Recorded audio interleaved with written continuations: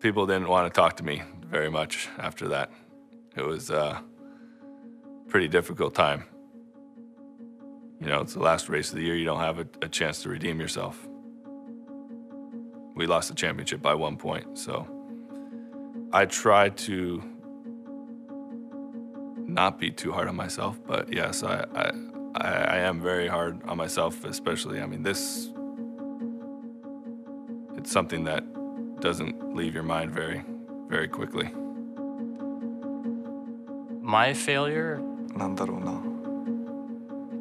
I almost failed out of high school twice. I had a really bad year where everything went wrong. Oh yeah, everybody makes mistakes. It broke all the bolts and the structure basically collapsed. Well, I made a formal apology.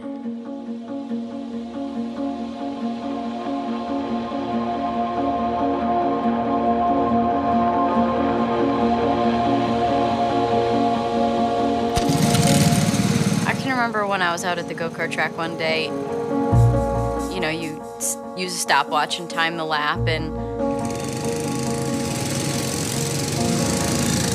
I remember I kept giving myself like 1 second less. Like, okay, was that 41 seconds that time? Was that 40 seconds that time to get around?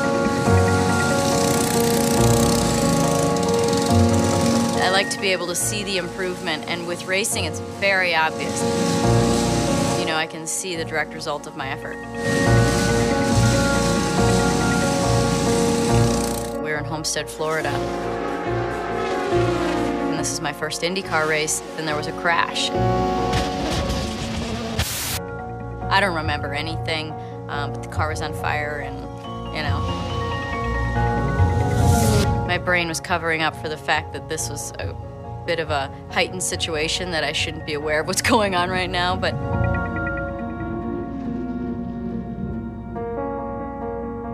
I woke up in the medical center, and there was a bright light above me, and Father Bob is over here to the left, and I've got needles in my arm, and, you know, it's, so that was probably the worst moment.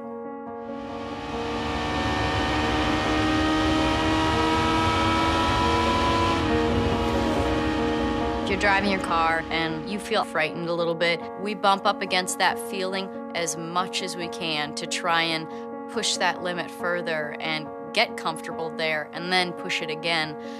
So, you know, you're constantly on the brink of crashing, because that's the fastest. So much of racing is failure. Failure is a byproduct of pushing the envelope. You push the envelope of performance until things fail. When you fail, it's not necessarily looked at as a bad thing, as long as you learn from it and make something positive out of it. Honda's not a car company. Of course, Honda started as a motorcycle company. More than anything, Honda's an engine company.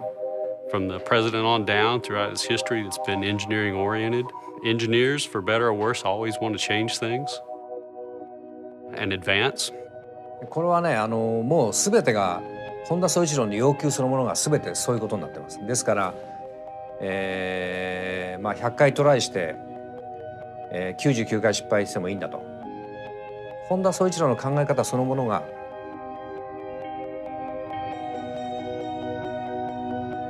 試行錯誤、失敗の連続で、その延長に何回も失敗するとその中に素晴らしい技術があるという。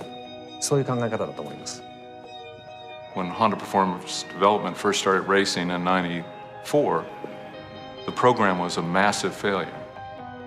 We had a lot of engine problems. We had a lot of engine failures. Here on lap number 10 is making an unscheduled stop in the pits. We blew the turbocharger off the engine in several places. The corner workers are reporting that there's a fire in the left rear of his car. Say 15,000 revolutions per minute.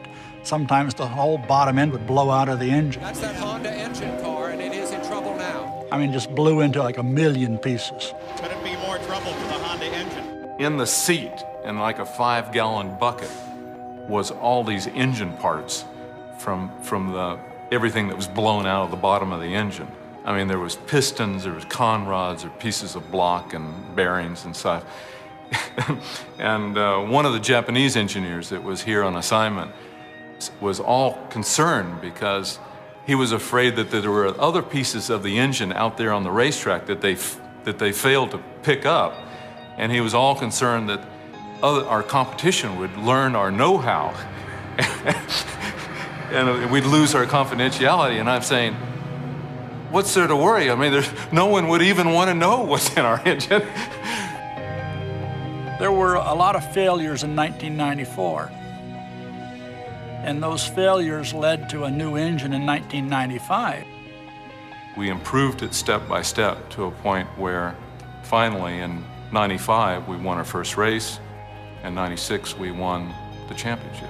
Honda now is the sole supplier of engines for the IRL, or the Indy Racing League. We'd really prefer to have some competition in the series, but perhaps the Honda success drove some of them out. Maybe they'll come back. One of my worst ideas happened the very first week I worked at Honda. And my boss said, okay, I'm going to Japan in a couple weeks and I need proposals for new colors for all the 96 models. It's like Civic and Accord wagon. And I just completely panicked because, I mean, literally I was asked to do more in my first week at Honda than I had done 4 years at my previous job. I had been really wanting to do an orange car, really wanting to do orange.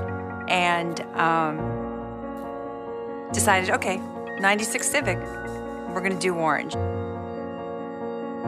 Really without doing my homework completely, I proposed this color. I get in this big room and it's, you know, sales, engineering, and design. It's the balance of powers where everybody makes the decisions, you know, to see what goes into mass production. And I think they're all looking at this new person, this new designer, thinking, well, maybe we should trust her. So they went ahead and they put the orange into production and the dealers flipped.